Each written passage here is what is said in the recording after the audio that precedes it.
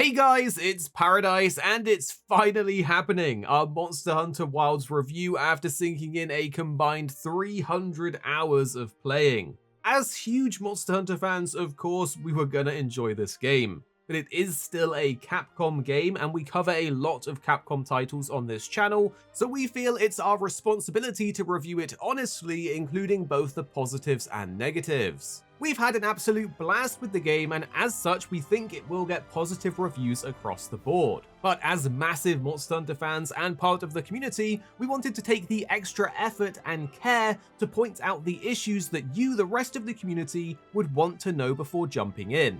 We'll only be using trailers and early game footage, so there won't be any spoilers here, and to be clear, Monster Hunter Wilds is amazing. But it's not exempt from criticisms that we will point out. If you're a massive Monster Hunter fan, most of these won't impact your enjoyment, and you're still going to have a blast. But as we progressed through the game, there were some things we didn't expect. Basically, some things in the game were not what we thought they would be like. So let's get into things, starting with what exactly Monster Hunter Wilds is. Of course, it's a Monster Hunter game, but this time it takes us on a story journey through the Forbidden Lands as you travel with a mysterious lost boy, trying to reunite him with his people.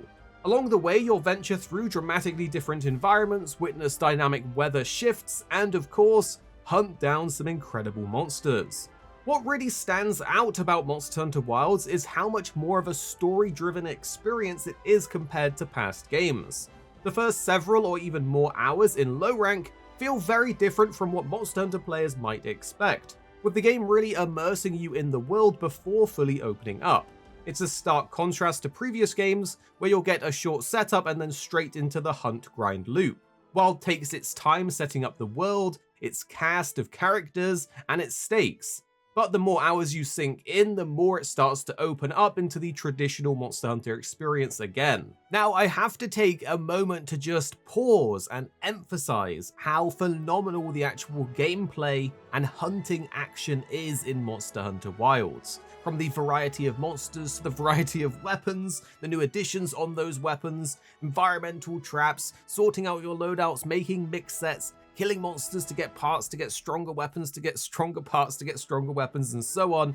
The loop is there, it's as satisfying as ever, and just hitting things with your weapon, experiencing those monsters for the first time, fighting their harder variants when you get later on into the game, and so on, is just so good. If you like Monster Hunter and its formula at its core, the gameplay here is going to serve you massively, and you're going to have an amazing time. Imagine all of the things you like about Monster Hunter gameplay, but with an actual story that's front-loaded in the game that gives you actual lore and purpose to your hunter and attachment to the characters in your hunter even more than ever before. Simply put, if you enjoy hunting in previous Monster Hunter games, Wilds also does it very well. I think a good way to describe it is if you're looking for that Monster Hunter World feeling, then Wilds does deliver there. It's a worthy successor to World with some elements of For You in here as well. It really is a fantastic mix with, of course, the added new mechanics that Wilds brings. The focus mode system allows you to more accurately control your character, just making the overall combat more fluid and feel better moment to moment, while also making that learning curve for new players even easier, as you don't have to worry so much about the orientation of your hunter, as focus mode does that for you. So while we will go through different elements of Wilds that it does both good and bad, I have to emphasize the gameplay. The core of the game, the thing that you're here for, delivers and feels so good. Now, the main story is around 10 to 15 hours long, but keep in mind this is just the start of the game. It's essentially just low rank. This isn't where you're going to be spending most of your time anyway. And I will say those 10 to 15 hours were jam-packed with some awesome story moments. We can't talk too much about the story, especially late game stuff due to the embargo, but we will say there were some jaw-dropping moments, huge lore reveals, and for fans of Monster Hunter 4U, there was some exciting stuff. However, some of the final parts of the story did leave us feeling mixed. While the story itself and lore was incredible, absolute 10 out of 10 stuff, it brought back memories of how Monster Hunter Stories 2 handled Altura at the end, and hopefully this can be expanded on in future title updates.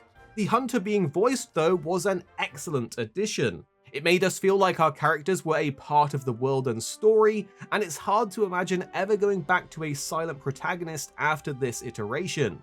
You genuinely will grow more attached to your hunter than ever before thanks to this and the story writing, and the music was just fantastic too, especially some of the later fights. As for the monster roster though, the variety was pretty great, but the overall number of monsters is lower than Base World or Rise, which is a little disappointing, but that said, they are incredibly fun fights and the variety again is spot on. It would have just been nice to have a few more.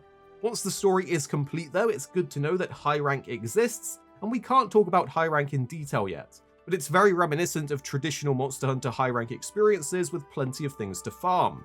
During our review period, there was no DLC, event quests, crossovers, or pre-order bonuses available to try out, so we didn't get to experience how event quests and DLC and microtransactions are going to be handled. We simply do not know.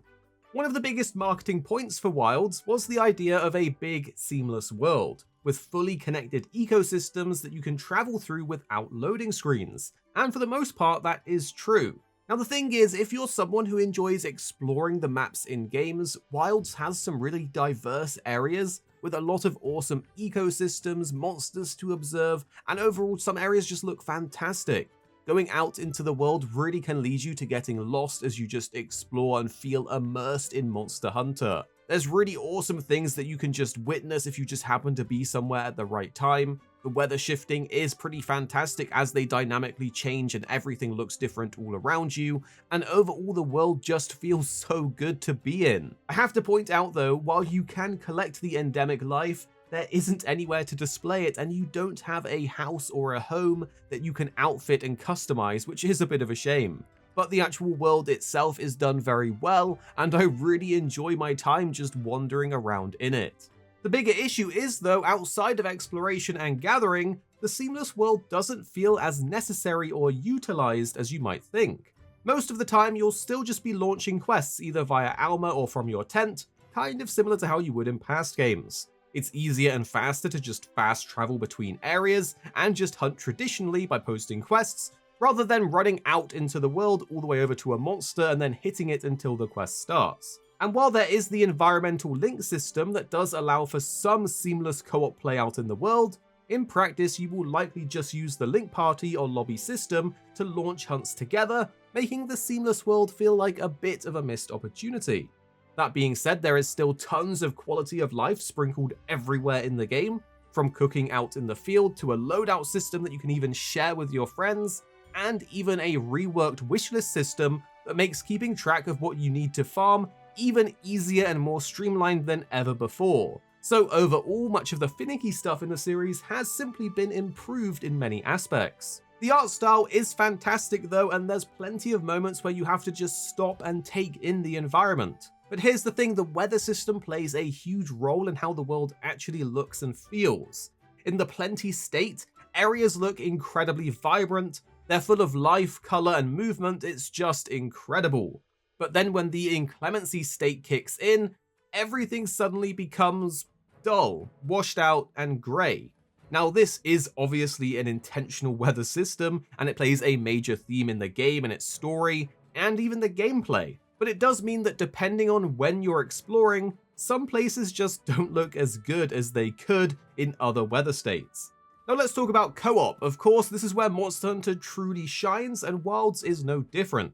Taking down massive monsters with friends, reacting to each other's clutch moments, laughing at your buddies and their failed attempts, coming up with new strategies on the fly and more is where the magic's at.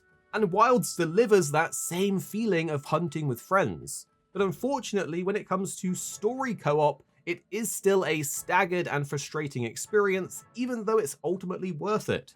It's slightly improved from previous games, but it's still not where it needs to be. In Wilds, the link party system allows you to group up with up to 4 players, and every quest that you do will automatically send invites to your link party members. It's a great and streamlined improvement, so you don't have to post and join everything from the quest board. But the way that story quests work is kind of like Monster Hunter World again.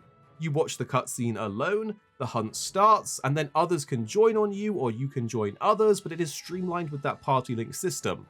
Once the hunt is then done, you get your cutscenes solo again and you're sent back to your own world.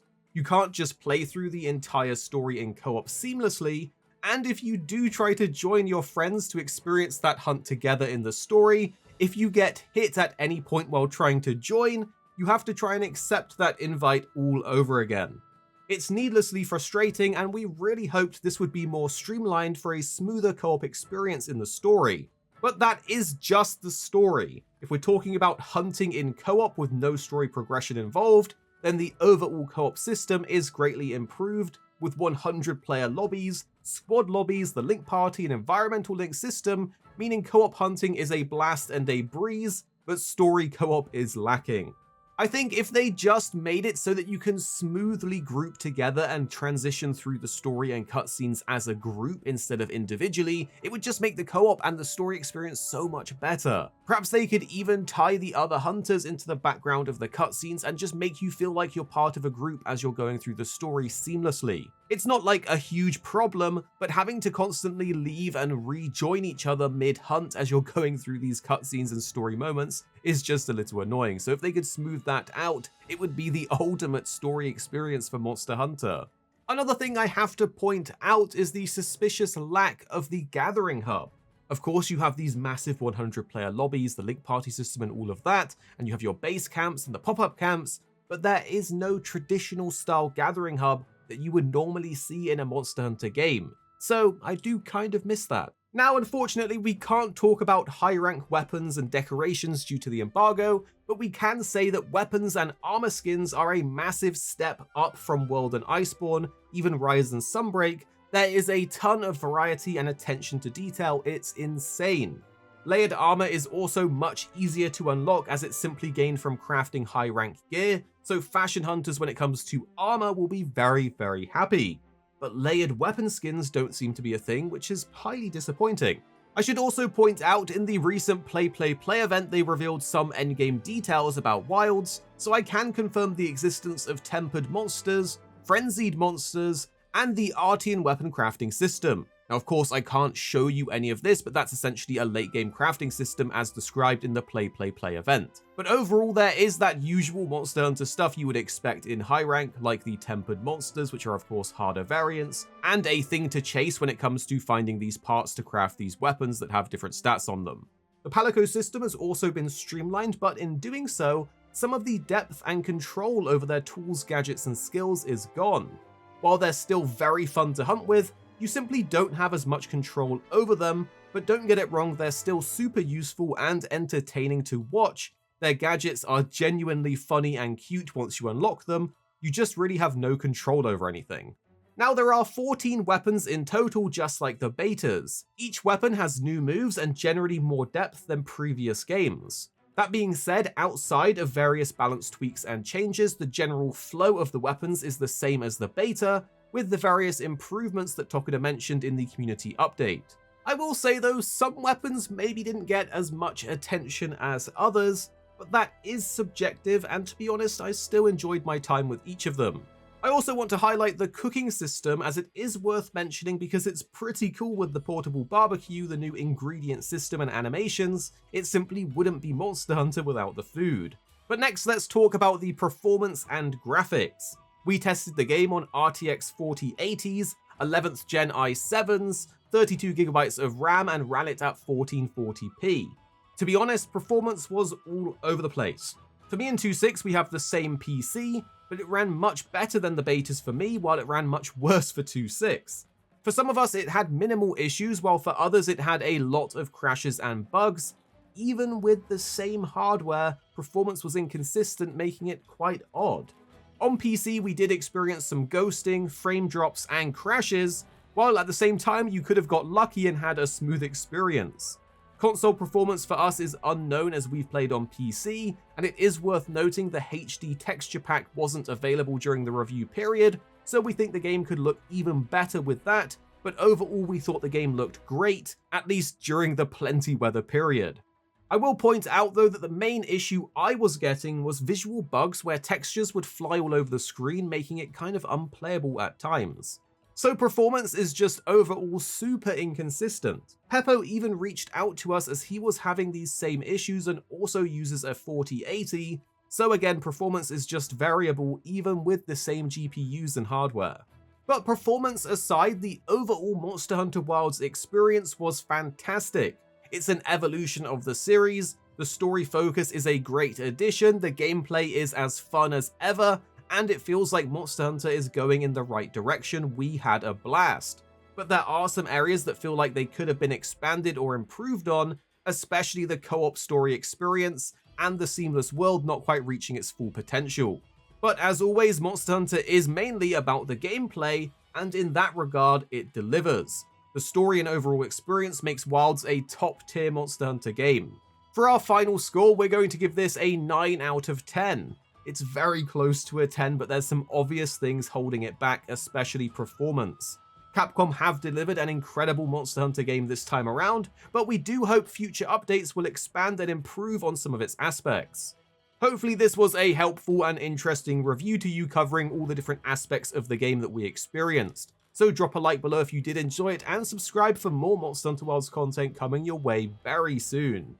Here at Arekkz Gaming, we're two friends who love to play games. You have me, Paradise, as well as 26. Our goal is to keep the videos as concise as possible by cutting out any of the fluff and focusing on what really matters with high quality videos. So make sure you're subscribed down below for more videos on your favorite games coming very, very soon.